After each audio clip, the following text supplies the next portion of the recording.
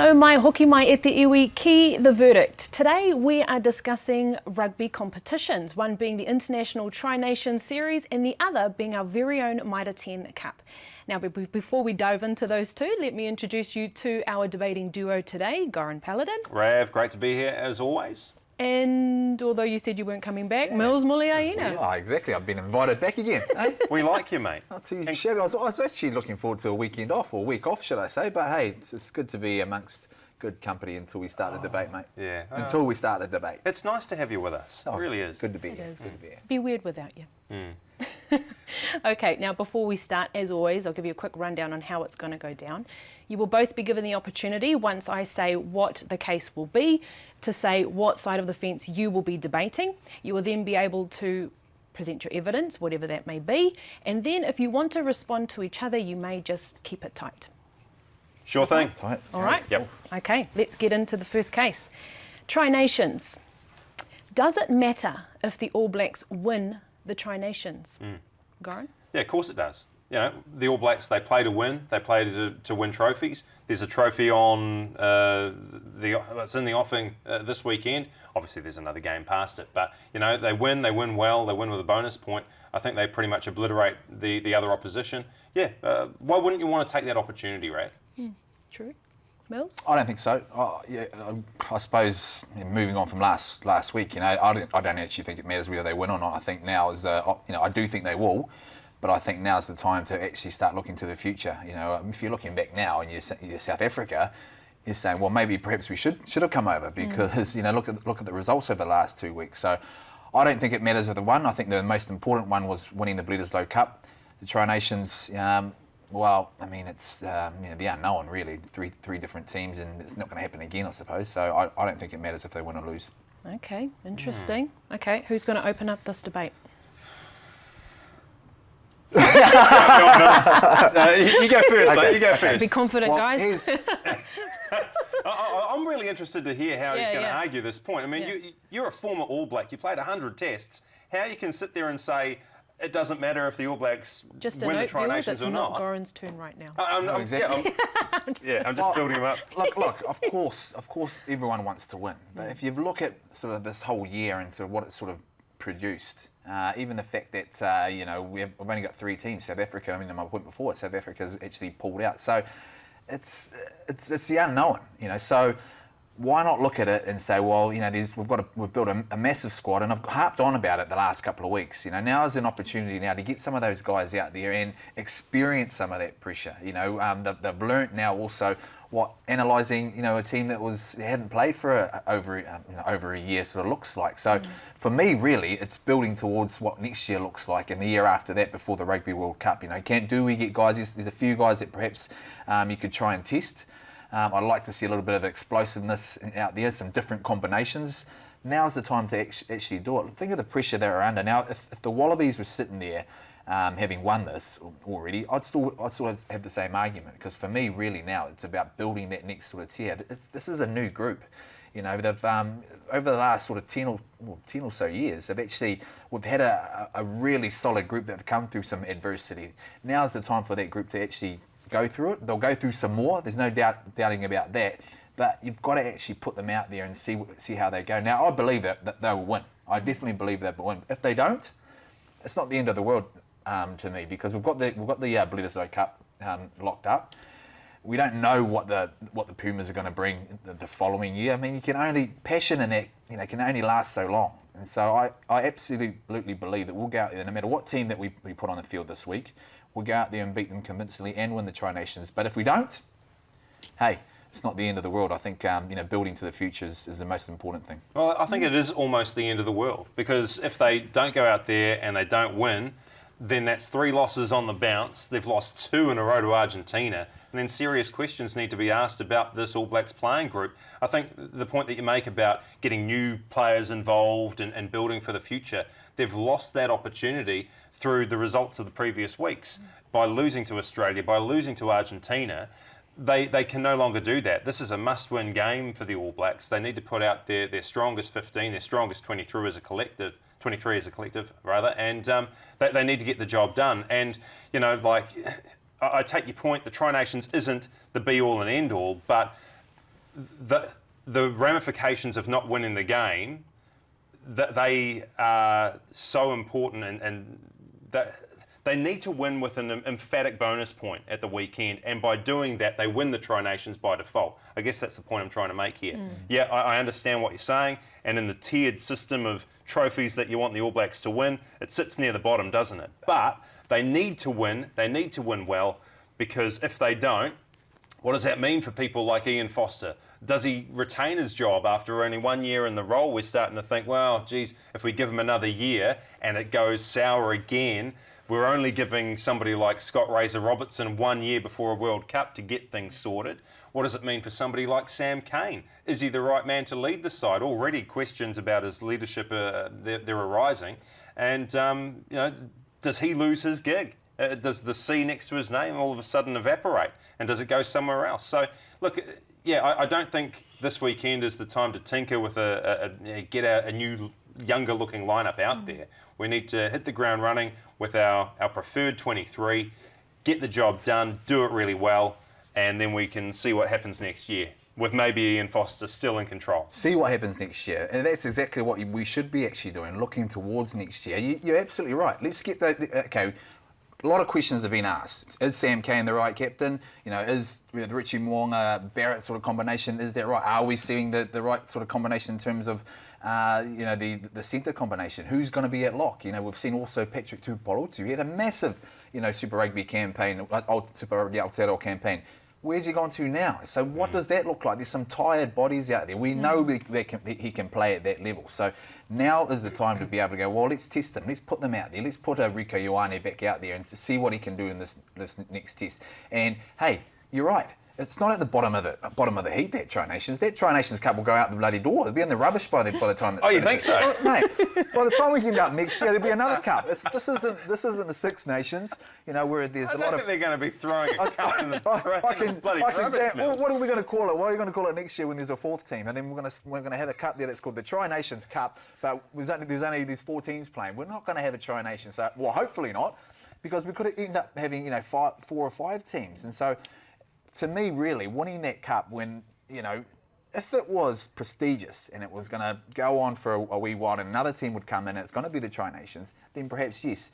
But as far as I'm concerned, that cup's probably going to go in the skip. Imagine if you're the garbage man and you're just outside NZR headquarters. Let's just say that they've won the Tri-Nations. Yep. And they're like, stupid What's trophy. this? Throw it out. In the skip it goes. Or they say it should be in the recycling. Yeah, okay. I suppose it is. Well, park it up like they did the North and South Cup. They had an Eden Park. There's nothing wrong with this collecting cobwebs. But if you're the garbage man, you see that, you stick it on Trade Me straight away, don't you? You'd make a bit of money off of it. Well, it depends who's won it. Well, we would have. It won't Because be the in the garbage man in New Zealand's exactly. picked it up. Why would we take it if Argentina or Well, there you Australia go. won? There you go. That's my point. I don't really care who wins it, really, do I? So. Oh. I mean, I go back to the point, they need to win because it would be unsettling for the All Blacks as a collective to have doubts around their main leaders, Ian Foster and Sam Cane. I don't think they need to be tinkering with that a couple of years out from World Cup. And psychologically, what would this do? Already we've got some young players in the mix who've, they're experiencing the All Blacks environment for the first time, and their first experience is a loss, followed by a loss. Like, how often can you say that about newbie All Blacks? Usually they come into an environment that is just red hot. The machine is working so well, and this doesn't happen. And all of a sudden, you tinker with a side, 3 losses on the bounce. Yeah, psychologically, there'd be a lot of work for somebody to do behind the scenes to build these guys back up again, to make them believe. And the other thing you need to factor in is that it's only Australia and only Argentina. They're not losing to England, to South Africa, to Ireland. And this is the time now. This is the time now to build that crop. Build that crop of players that are coming through. You haven't got the Nonus and the Smiths and the Dan Carters and the Richie McCaws, Tony Woodcocks of the world, or Kevin Mialamus. I just waffle off more of those sort of names. And you haven't got those guys. They have been in this situation before as well. You only think about in 2003 when we lost to England with 13 men on the field, when they had 2 men in the sin bin. They went through all that. This is what this team has got to go through now. They're going through it at this stage. The coach has to understand what sort of they need to push on. And what a better time to do it. Do it in a time where a cup doesn't mean, well, it means a little bit, okay? Well, it means a little bit, okay? So if we don't win it, I don't think it's any. If I'm sitting here this time next year, in 12 months' time, and it's the same thing, I'd be a little bit worried. And I still think there's 2 years, if they went to try and change things or bring a new coach in, that is still ample time for a coach to actually implement what they want before the World Cup. But I just think, there's no reason why we should get all caught up in winning the Tri Nations when, I know, and I truly believe, like I said, and I think we'll win. I definitely think we'll win. But don't get caught up in the fact that it's going to mean anything later on. I think now's the time to build our team well, leading into the next 3 or 4 years. Do you think fans would understand? Do you think they'd be okay with like another? Well, let's say it's not just a. Maybe they don't lose. Maybe they win and they scrape through by the skin of their teeth. Yeah. Do you think the fans would be satisfied with that performance? Absolutely not. Yeah. Absolutely, they wouldn't be, and that's why these guys love that pressure. They love that expectation of being able to come out and say, well, if we scrape in and just win it, you're scrutinised more than perhaps a good win, and that's what New Zealanders are like. Okay, so over the years, that kind of changed a little bit. The fans, they accepted it because we lost, 2 or 3 Rugby World Cups in a row, and then, so the expectation for people was like, well, maybe I should doesn't actually stink. It does actually stink, and so I think they would care, but if you look at it from the bigger picture point of view, we've gone through this time, and unfortunately, now's the time to start rebuilding those key guys that are in every single position. I mean, I named those names. There's so many other names that you could waffle on about that can build that team. Now is the perfect time, and be given the circumstances with COVID. Okay. I'm sorry, Mills, I'm going with Goran on this one. Of course you are. Of course you are. I think it's important. It's the only course of action possible. You mentioned fans and the expectation there, but I think that expectation has really been growing from what the All Blacks have exuded to that audience, and I think they expect excellence from themselves. So I think they expect to go out and take this Tri Nations series, although I don't know if we're going to see that trophy in the bin if they get it. Hopefully not. It won't be in the bin. It'll be in the cabinet. Well, they'll drink out of it first. A replica, yeah. I don't even know what it looks like. Oh, there you go. What is it? There you go. Does it really matter? Well, do you know what the Bledisloe Cup looks like? Yeah. Well, exactly. When the garbage man pulls it out of the skip and he puts it on trade me, I'll know what it looks like. I'll tell you what, mate, we'll sit outside and outside the garbage can out there and wait for it to be chucked in there, and then we can both put it on. One more thing I want to say about, it won't be the end of the world. I felt like when they lost to Argentina, that felt like the end of the world. Yeah. So if it happens again... Can the world end twice? Can it? Well, the Wallabies actually helped that, didn't they? I mean, it just goes to show. I mean, they aren't copying it as much as what the All Blacks did, and then that's the expectation us Kiwis have. But they've actually possibly the expectations of the public are now. Well, Argentina are playing pretty good rugby. Yeah. It wasn't sort of a fluke because, if anything, the Australians should be bagged right now because they've had a whole week to actually analyse them, and it's not like the Argentinians came out and played any different. They did exactly the same as what they did to the All Blacks, and they couldn't adapt. Ouch, Mills. Well, end of the day, Goran, you got a point. You beauty. Nice, mate. Good stuff. Yeah. And remember, at home, if you have something that you'd like to say about the matter, drop us a comment below. Okay, let's get into case number 2. Let me just prepare notes number 2 then. Yeah. Yeah, okay. Yeah, no, I'm Get ready. it all out? I'm ready. There's a lot. I'm ready to lose this one, Some- actually. Oh, look! I like the way you come in. Plays it cool. Play the underdog tag. It's like, you go to the pool hall. Oh, I've never played this game before. Yeah. What a shark. He's won $100. All right. Case number 2. Mitre 10 Cup. Is a revamp of the Mitre 10 Cup necessary? What do you think, Mills? I think it is. I think there's a lot of confusion about the crossover games.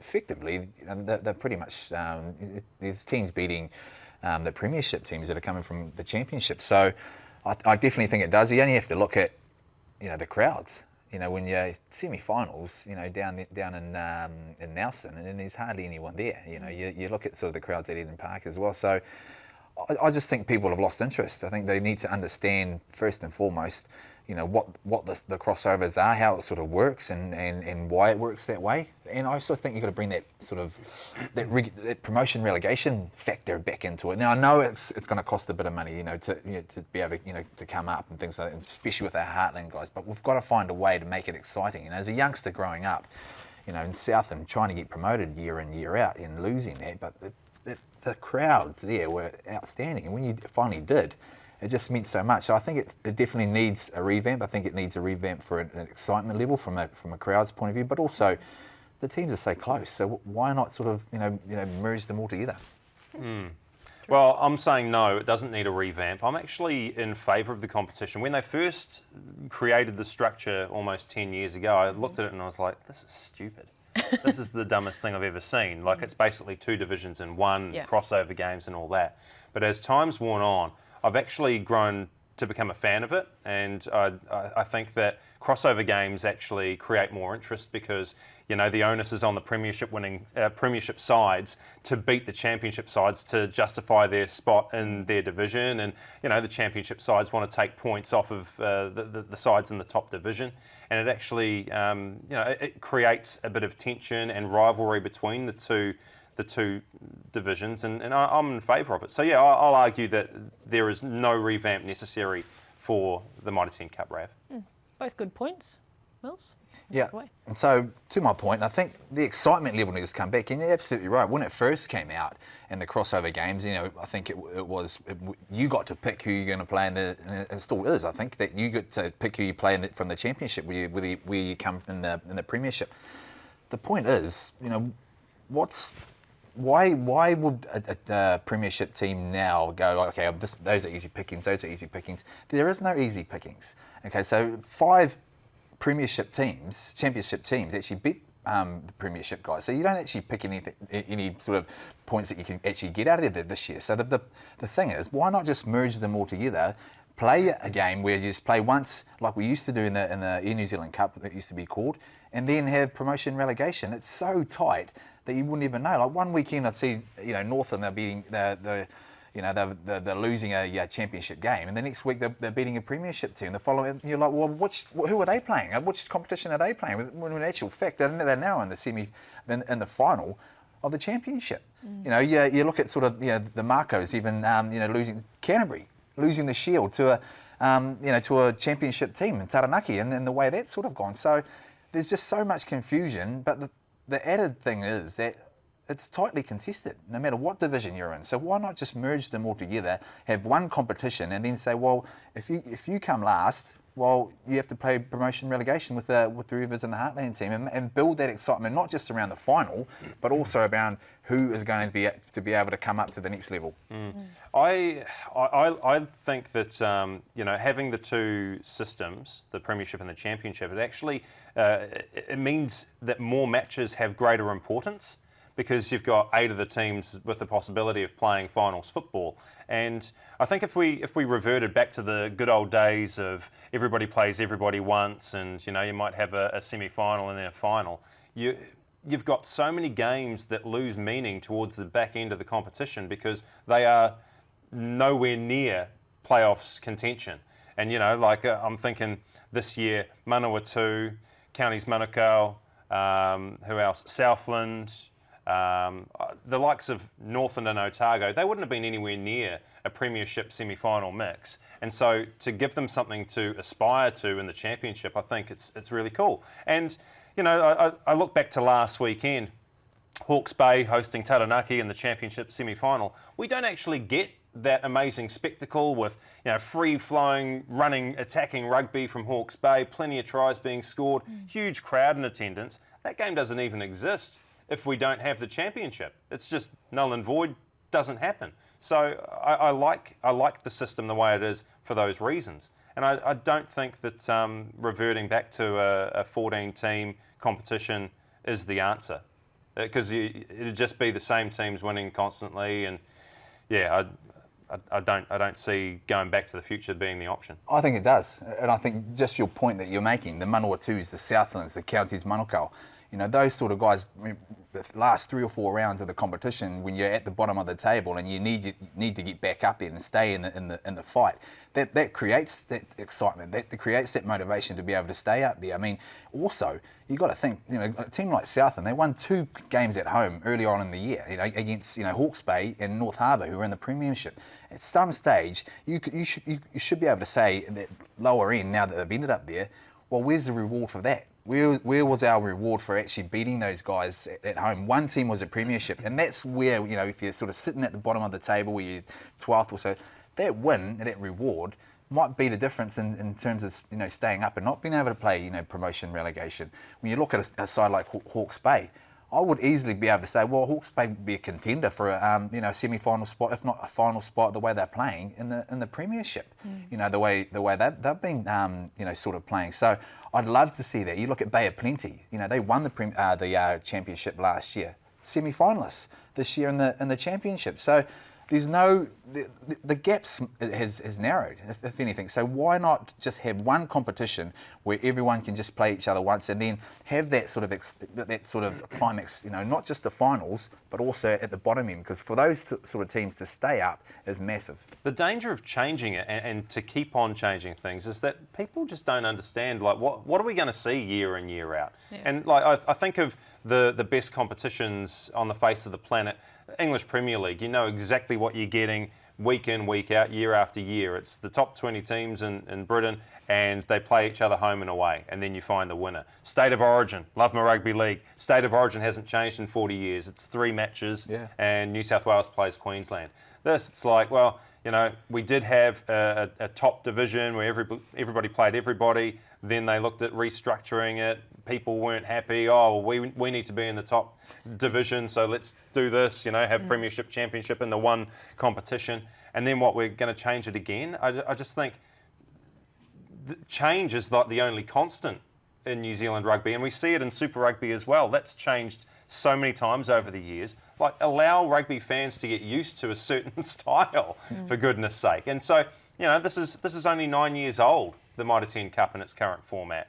I like it. Let's keep it. Let's make it a tradition, not just chuck it out because, well, people are moaning about being a championship side and they don't have the opportunity to win the premiership. Well, show us your worth year after year. And I think you're right. You probably argued my point. Make it simplistic. Make it simplistic. You talk about the English, you know, the English Premier League, you know, home and away. Then we come off the final. You talk about, you know, the State of O. You know, 3 games in a row. At the moment, we don't know what's going on. There's a crossover game here. What is that? What is a crossover game? Well, there's no really real reward anymore because, you know, they're on the same path. So there's what sort of benefit do you get if you won the premiership the year before to go, okay, I'm going to pick, you know, this team here, because I think you're going to get 2 picks. There is no reward. They're all sort of in similar sort of I suppose competition in terms of the way they're sort of playing. Keep it simplistic, you know, so the fans understand. Well, hey, it's only home and away, and there's only there's a promotion, relegation, and a final. That's simplistic. Yeah. The thing that is going to scupper everything, and I think we need to bring it up, and I don't know if this is arguing my point or Mills or maybe somewhere in the middle, is that NZR have spoken about, you know, finances being a huge issue, and that's one of the reasons why they're thinking about revamping the competition. And, you know, they're looking at the possibility of having 2 conferences. So, you know, not everybody can play everybody, which is unfortunate. You know, looking at tossing in, was it Wellington, Manawatu, Hawke's Bay, and sort of like a southern conference, and then everybody else plays in the north. Similar to the Wharapama Cup, yeah. But then you'd have like a crossover match thing happening anyway. And I think the reason that they want to do that is to reduce the cost of travel by air and all that. But, you know, I also look at it, well, if you're trying to save money, why would you then send your Super Rugby teams over to Australia to play, you know, the 5 Australian teams? Yeah. So that's idiotic because I think nobody wants to see those games. No, because Australian Rugby just signed $100 million. And obviously, look, it's all about money, right? I can't take care of my own finances. But as a rugby fan, I don't want to see the Blues play the Rebels. I want to see a strong Auckland side play Canterbury. Yeah. You know, that's something that needs to be considered as well. And if they were to change it to a North and South Conference system, would it be a permanent move, and would it be a temporary one? Well, keep it simplistic. That's all they needed to be able to do. Okay, if that's going to be the case, look at the NBA. You know, conferences, but they all come together later on. You know, and play the finals. At the moment, we don't know what the heck's going on because you're sort of crossing all over the place, and that's why I think if we revamp it and keep it nice and simple, then everyone understands. Everyone understands the ramifications later on, because at the moment, it's more detrimental playing a championship side team at the moment if you're a premiership, because you're possibly going to lose. That's right. But they shouldn't, because they're a better team. They're in the premiership.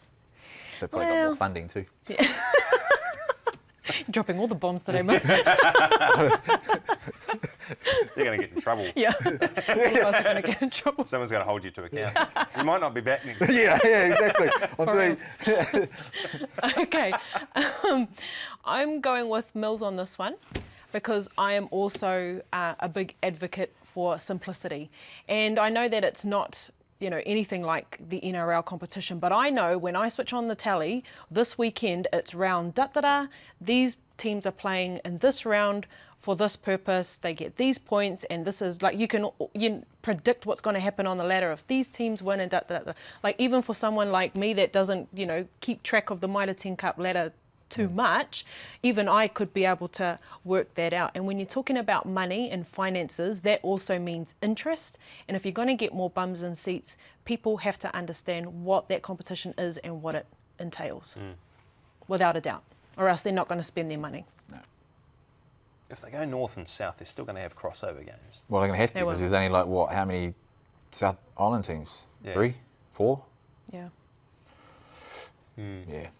Hey, don't try and make out that I'm going North and South Conference here. I just said simplistic, mate. Just keep it, one game, If mate. we can't fly around the country, we can't have that simplistic competition. Well, you can at the moment, can't we? Or do you take the bus on the Inter-Island Hey, or something? go right back to the old enough days. room for Go a right bus on back the to the olden Inter-Islander? days, mate. Yeah, just jump on the Inter-Islander. Yeah. Get in your cars, boys. There's no money for buses. Yeah. Okay, we'll get into a little bit deeper with the rugby in general, Mills, and ask you for your expert opinion. This weekend is, of course, Mitre 10 Cup is a big weekend with the finals ahead. So who do you think will win and why? And you don't have to talk about the championship final, because apparently that's not a final. Wow. Just talk about Auckland Tasman, mate. Yeah, wow. I mean, it's hard Keep it not to go simple. past. It's hard not to go past Hawke's Bay, isn't it? I mean, the way the whakatawa apart from his haircut, that's an outstanding do, isn't it? I mean, Not something you'd rock. Oh hell no, Jesus! I don't know if it's grows like that. But the way they're going, Ash Dixon leading from the front, and the way they're playing down there, they've made it a real fortress as well. Ever since when they won, the Ranfurly Shield, they've just went to another level. And you've got to remember, they lost to Southland, the round 1. So hard not to go past. I'd say they'll win it. The big one is Auckland versus Tasman, because at the beginning of the season with Tasman with so many X-factor players, they had a stacked lineup, and they've lost a few games on the trot, early on in the season. North Harbour possibly showed everyone how to do it. They've lost that sort of that home advantage, and you kind of just wonder, the last time that Auckland played there was that game against Canterbury. It was free as well. It's free this weekend. What they can how important home advantage is going to be. Now, Auckland didn't play that well last week. I mean, gee, it was a horrible ball game against Waikato, wasn't it? Yeah. And so, man, I'd like to say the Aucklanders can do it, but this Tasman side, they can just produce, guys like Havili and Hunt as well. Driving. They've got a good forward pack. I'd say finals time they'll put their heads down and go to dark places, and perhaps Auckland might not be able to stick with them in terms of the tighter stuff. I think the X factor out wide with with Rayasi and co, awesome if they can get them the ball, and that's what I reckon. The Marcos will do. They'll starve them with that pill. Yeah, you never know though. Auckland might have memories of 2 years ago and feed off the crowd, and all of a sudden it's that same environment. The same stuff could happen. Yeah. Look, you mentioned Rayasi. Geez, you just got to give him the ball because he creates something out of nothing, and he's guaranteed tries. Yeah. Guaranteed. But I tell you, even like guys from Super Rugby, Jonathan Ruru, he stood up as well. I mean, it's amazing what sort of, what Super Rugby, experience does to guys when they drop down to that next level. They live up to that sort of superstar status down there because it's just a different. They're played at a different level. So guys like that, they're going to be huge, for Auckland in order for them to win. When you're looking at the Mitre 10 Cup in comparison to what's happening in the Tri-Nations, what do you think is the better style being played at the moment? I mean, if you have a look at the last couple of weeks in the Tri-Nations, man, it's been one of those games. It's all been defensive. So it's not as exciting. We're used to that here in New Zealand. We love to throw the ball around. We want to see that X factor, guys getting the ball, out wide and being able to, sort of take guys on one-on-one, turn over ball. But it hasn't been that. I mean, apart from that Sydney game, we just smashed the Australians in that game. It's gone right back to, the test match sort of styles where you're sort of just grinding out a win, and sometimes an ugly win as well. In terms of Argentina, they're outstanding the way they played it. And so we perhaps need to be a little bit patient in terms of, how we adapt to that now. Now we can actually say, well, okay, this is the style we may encounter in the next few years. But if you look at them side by side in terms of the excitement level, it's hard not to go past the Mitre 10 Cup. And I know there's less pressure, absolutely less pressure, but there's also more freedom, and then also a bit of X factor in terms of the youngsters coming into the and more time. Is it necessarily better in terms of later on? Well, I don't know, but from I suppose spectator's point of view, it's probably the most exciting now. When you put them side by side. Watching that Aussie-Argentina game last weekend, I found myself just not engaging in it. Yeah. It was that boring. It was that hard to watch. I found myself doing the dishes. I think I put on a late load of washing. Over to the TV. And just sort of look around the corner. Oh, okay, it's still shit. I've really enjoyed the Mitre 10 Cup games that I've watched. Yeah. And even though Auckland really did struggle against Waikato. It was a good finish, right? Yeah, exactly. There were some really good moments in the game. Yeah.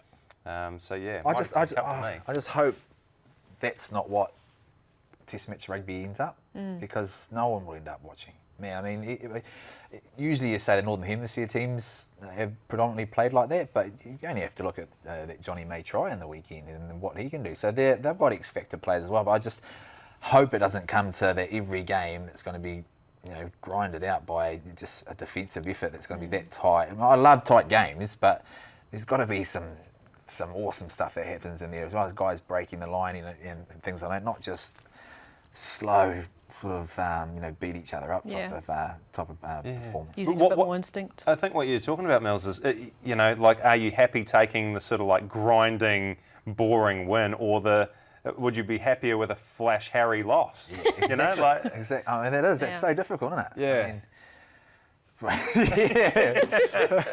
I mean, most fans would say, well, just get us the win regardless. Yeah. But you do want it to be attractive. You've got to meet somewhere in the middle, eh? Yeah, exactly. Yeah. Exactly.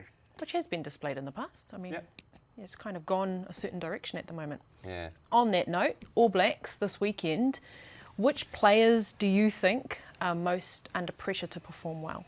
Oh, gee, I think there's no real sort of person I think that they're under pressure. I'd like to see a different level from a few guys. I'd like to see a few changes. I think Cullen Grace, for me, needs to be on the bench. I think you give him a taste of Test match footy and that physicality that he brings. Get him out there this is the best time to do it against a physical Argentina side that I'm going to niggle at you for a young man. They're going to try and sort of get under your skin and scare you. This is the time now for him to get out there and try and match those guys and even better. I think also and I alluded to it before. I think Rieko Ioane needs an opportunity again at the centres. I think we need to keep growing that because they are the three of them are totally different. Antonine and Brown, Goodhue, and Ioane. Let's put a bit of X factor in there.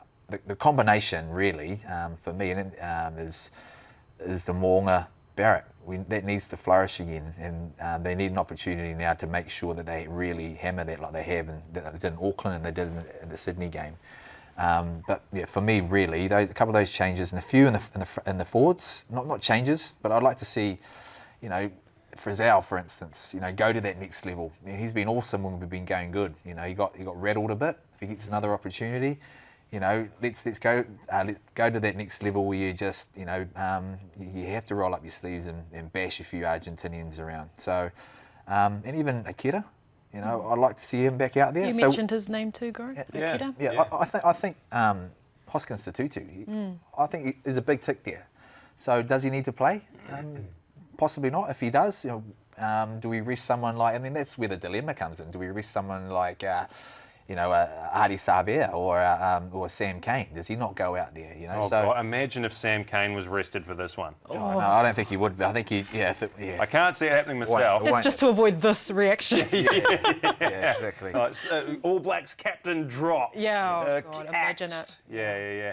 What about somebody like the form fullback in Super Rugby Aotearoa, Geordie Barrett? Yeah. I don't think he's made the right wing position his own.